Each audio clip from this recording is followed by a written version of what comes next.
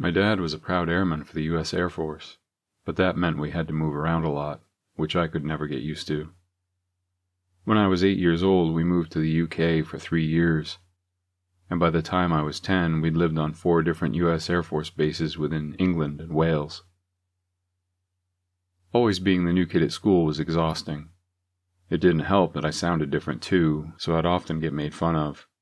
One school I went to had a group of kids that sang Yankee Doodle every time they saw me. When I tried to join in, they made it clear I wasn't welcome. Sometimes I struggled just to understand the other kids too.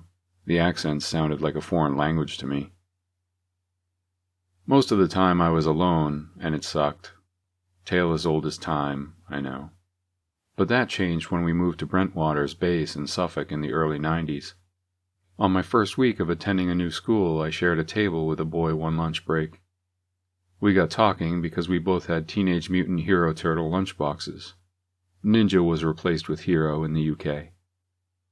His favorite turtle was Donatello because of his interest in science, and mine was Michelangelo for 2 simple reasons. My name was Michael, and I loved pizza. "I'm Adrian," he said, holding out his hand. "I'm Mike," I said, grinning on account of making a friend and it being the first time I ever shook hands with someone. It felt so grown up. He didn't laugh at the way I talked, and I could understand him just fine. Adrian was the first kid in school I invited to one of my birthday parties, it usually being just a couple of kids on the base. I remember him being so excited to go bowling and to try Dunkin' Donuts for the first time. He lived in a small village called Ike, around a 15-minute bike ride from me.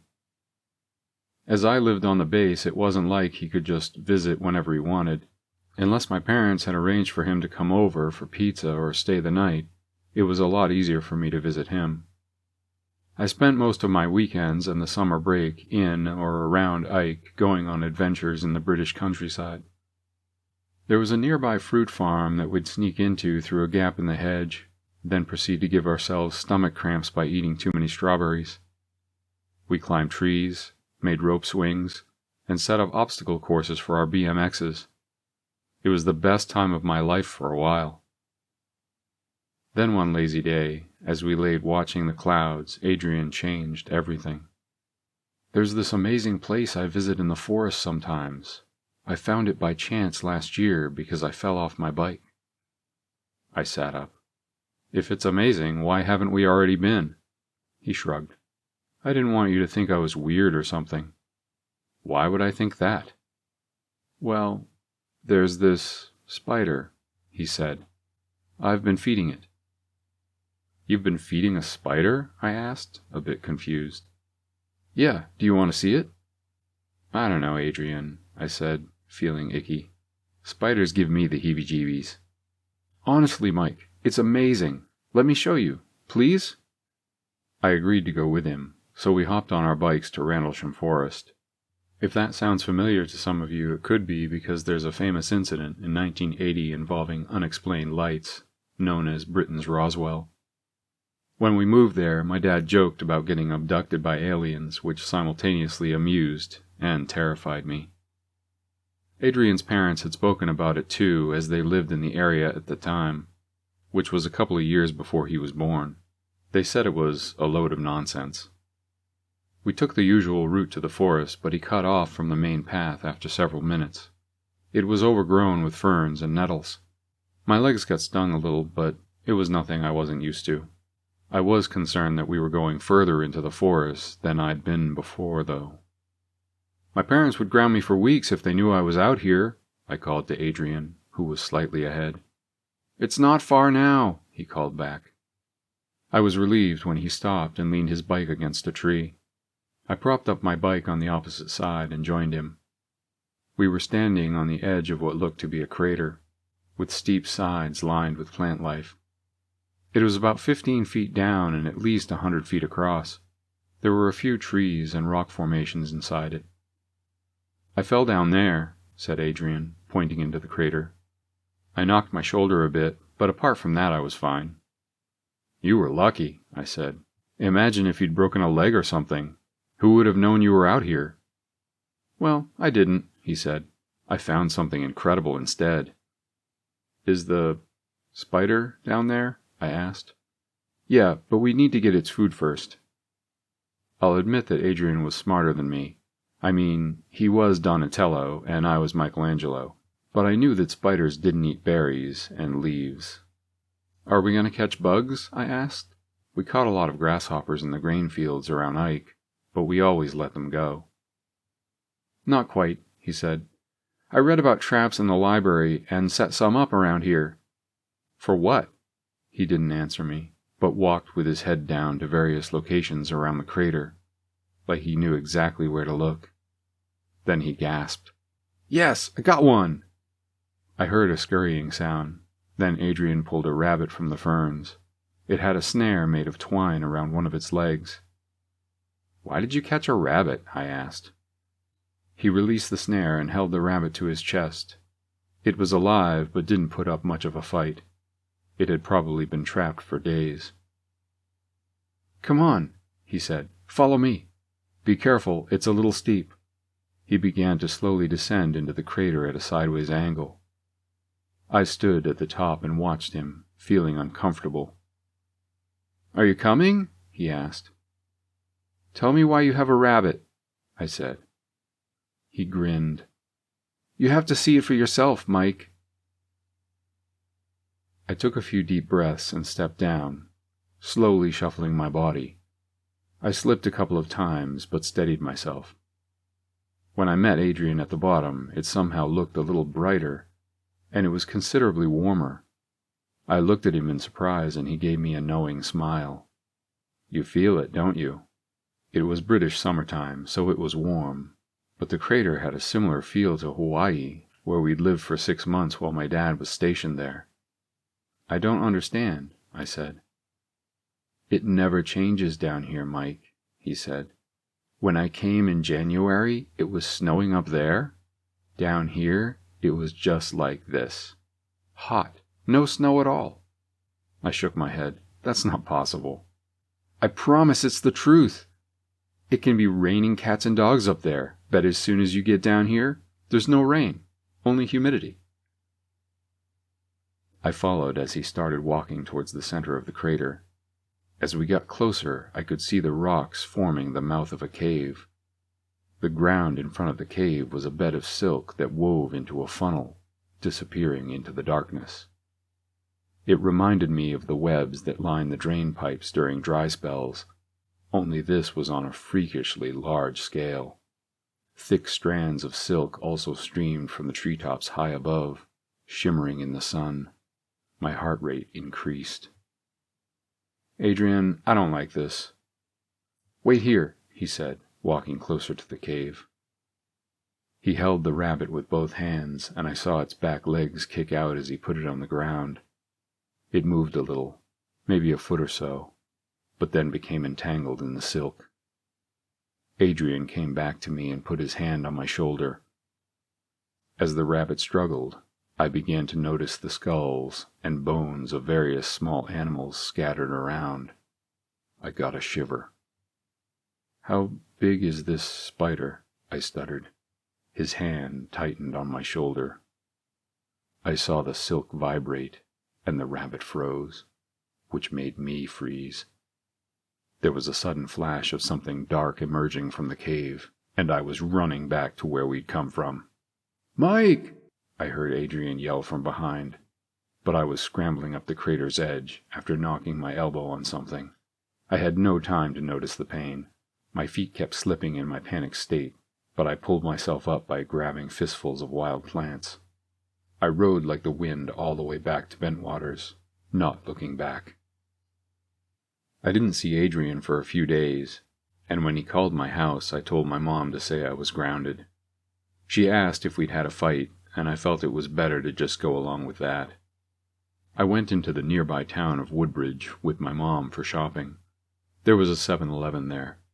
Dad said the locals complained because it Americanized the community, but I loved that I could still drink Slurpees in the UK. Mom bought me one and left me on a bench while she went to post some letters back to the US. "Hello, Michael," said a woman. I looked up to see Adrian's mom. I smiled awkwardly. "Hello." "Are you here all on your own?" she asked. "No, Mom is in the postal shop. She nodded and sat next to me. "Oh dear, what did you do to your arm?" "I had a bruised elbow from knocking it during my crater dash. I think I hit it on a tree when we were playing in the forest." "Boys will be boys," she chuckled. "I hear you had a disagreement." I looked at the ground and shrugged. "I guess." "Well, I do hope you patch things up. Adrian's been over the moon since the two of you became friends. He was becoming a bit of a loner after losing Kevin." I turned to her.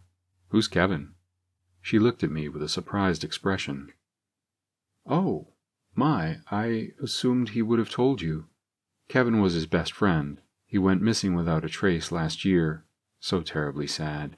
His poor parents, they lost a child, and to have to listen to those damn conspiracy theorists and their UFO rubbish, I stared at her with my mouth wide open. She cleared her throat and stood up. "I'm sorry, Michael. That's too much for a child. Tell your mother I said hello, and please call Adrian. He misses you." I couldn't stop thinking about what she'd said. Why hadn't Adrian told me about Kevin? It was such a big thing to not mention at all, especially as I felt we were so close. The next day I was thinking about calling him when it started to rain. "It can be raining cats and dogs up there, but as soon as you get down here, there's no rain." Call it a moment of madness, but I had to see for myself. I put on a raincoat and went to leave the house. "Where are you going?" asked Mom. "Just to Adrian's," I lied. Mom smiled. "You guys made up then. I'll give you a ride." "No," I said a little too firmly. "It's fine, Mom. I don't mind a bit of rain." She laughed in disbelief. "Suit yourself. Be careful." I rode straight to Rendlesham Forest, wondering if I was going to be able to find my way to the crater without Adrian. It took me a while, but I did. The forest was a dull gray due to the rain clouds, which gave the crater a dull appearance too. As I began to make my way down, I slipped on wet leaves, but this time I couldn't steady myself. I rolled to the bottom of the crater's edge, landing on my front. The first thing I noticed was the silence. The sound of rain had ceased completely. When I slowly lifted my head, I noticed the ground was dry. The temperature was once again tropical, and the crater was filled with sunlight. I quickly stood up and looked behind me. The greenery around the edge was dripping with water. I stepped closer and could hear faint rain, like it was through thick glass. When I reached out, my hand was hit with cold rain, making me flinch. I couldn't believe it. Adrian was right. The crater was like a self-contained ecosystem. There was some kind of force field protecting it from the elements. There came a hissing sound from somewhere behind, making me spin around with fright. But the sensible part of my brain said that now I'd witnessed this phenomenon, it was time to leave. But I found curiosity getting the better of me. I saw the animal bones more closely. Rabbits, maybe some squirrels and birds too. Some skulls looked larger, like they could have belonged to a fox or something. The hissing came again from the direction of the cave. Despite the temperature, I felt a shiver over my body. There came a glint from above in my peripheral vision. I looked up to see the threads of silk spilling from the trees. But there was something else too. High up in the branches, wrapped in silk, was something metallic catching the light. I squinted and could make out a frame and wheels. A bicycle. "It was Kevin's," came a voice from behind, making me scream. Adrian stood there holding what looked like a metal pipe. "What happened to him?" I said, my voice wavering as he stepped closer and I stepped back. "They looked for him for months, but none of this exists unless you enter that exact spot. It's barely a few feet wide." "What do you mean?" He pointed behind me. "If you'd come from that side, you'd be standing in the rain right now. But because you entered in that exact spot, you're shielded, completely hidden from the outside. Believe me, I spent weeks experimenting. To think this place could have gone undiscovered if I hadn't fallen where I did. I ran to the side of the crater, but was knocked onto my back. I sat up, disoriented, my nose bleeding. Adrian started to laugh. I forgot to mention, once you find your way inside, you can only leave the same way. I got up and stepped to the edge again, feeling an invisible wall. The pin dropped. When I knocked my elbow a few days earlier, I must have knocked it on the wall on my way out. "Adrian," I said, stepping around the edge of the wall. "What did you do to Kevin?" "It was dying," he said, pointing to the cave. "It can't leave this area, so it can't hunt." I looked at the cave in confusion. "The spider?" He shook his head. "Similar in a lot of ways, but definitely not a spider. It's been here since December 1980, right around the time those mysterious lights were spotted." "I don't understand." "It's an alien!" he yelled. "It's not of this world, Mike." I shook my head, not wanting to believe him. Another hiss came from the cave. He looked into it and nodded, then raised the pipe and smiled. "It's hungry." My stomach dropped. "How do you know?" "It tells me," he said, tapping his head. "In here. Since I found this place, I know things that I shouldn't. Like I knew you'd be here. Isn't that incredible?" "Don't do this, Adrian," I yelled, my eyes filling with tears. "You're my only friend." He looked taken aback for a moment. "Kevin was my only friend, too. Some things are bigger than friendship, Mike. This thing is extraordinary. It's more important than anything this world has to offer. I'm not going to let it die." "But you could just feed it rabbits," I cried. "Why Kevin? Why me?" "A rabbit isn't a substantial meal," he said. "They're scraps. But don't worry, it won't take long. Kevin only screamed for a few minutes." I made a run for it, feeling my way around the wall. There came a loud screech from the cave, which chilled my blood. I felt my arm go through the wall, followed by the sensation of rain. Relief washed over me until I was yanked back by the hood of my raincoat. I fell to the ground. Adrian stood over me and brought the pipe down. I covered my face and pain shot through my forearm. He brought it down again in the same place, making me scream out. I managed to shift my body and spun around, knocking him over in the process. We tussled with the pipe. His face looked so different, hateful. I couldn't believe he was the same person I had grown to love like the brother I never had. But he was trying to cause me serious harm, and I needed to stop that. I gave it my all and pulled the pipe from his hands, swinging it hard against his head. He hit the ground. As I stood over him, catching my breath, I became aware of the sudden darkness in my immediate vicinity. There was a screech and I was knocked flying, landing a few feet away. It took me a while to focus, but I saw that thing at Adrian's side. It rolled his body over, like it was checking up on him. Then it turned and roared, a dark mass scuttling towards me on multiple legs. I could see why he called it a spider. It's just this spider was the size of a car. I screamed as it lifted me from the ground with two arms at the front of its body. It was running back to the cave. I could see a cluster of blue glossy spheres that I assumed were its eyes. I still held the pipe. When it dropped me inside the cave entrance, I jabbed it into one of those spheres. It screeched so loudly that I thought my eardrums would burst, its legs curling into itself. I took the opportunity to escape, passing a small human skull as I did. "Mike," I heard Adrian groan. He was sitting upright, a blood trail down the side of his head. "I'm going to get help," I said, out of breath. "They'll kill it," he said. "Please, Mike. Someone needs to look after it." "You fed Kevin to it," I spat. "You tried to feed me to it. I don't owe you or it a thing." Adrian sobbed as I began to climb out, the cold rain hitting my face, offering comfort as I jumped on my bike and raced home. I burst in the house shouting for Mom, begging her to call Dad at work. She was so concerned that she did. and he stormed in a few minutes later demanding answers. It took me a good hour to convince him to come to the forest with me. I was threatened with being grounded for the rest of our time in the UK. No TV, no Nintendo, no pizza. I can still picture the look on Dad's face when he got to the bottom of the crater, a combination of awe and terror. That realization that everything you thought you knew about the world was wrong.